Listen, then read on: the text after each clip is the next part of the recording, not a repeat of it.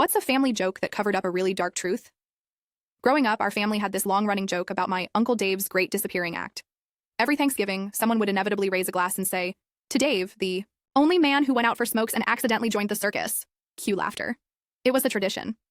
Uncle Dave supposedly vanished in the 1980s, and the story went that he ran off to live with a traveling circus after a wild night out. Everyone made it sound like a joke, like Dave was some lovable rogue who couldn't be tamed.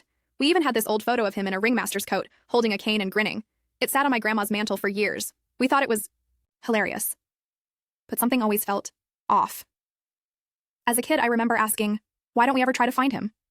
And my mom would brush it off like, oh, he's probably juggling flaming swords in Canada by now. Then one summer, when I was 24, my grandma passed away. While going through her things, I found an old locked metal box in the back of her closet. Inside were newspaper clippings, letters, and, most disturbingly, an old police report. Turns out Uncle Dave didn't run off to join the circus.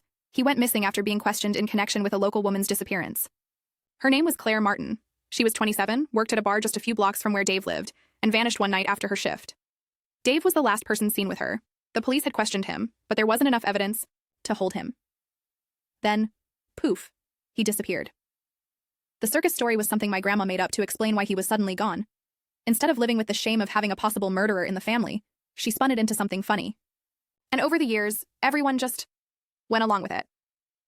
I brought this up to my mom. She went pale and told me to never mention it again. Said it was in the past and there's nothing we can do now. But I couldn't let it go. I started digging. FOIA requests, old records, missing person databases. I even found a cold case podcast episode that briefly mentioned the Claire Martin case. The scariest part? Another woman went missing 6 months after Claire. Same area, same pattern. And guess who was also seen nearby?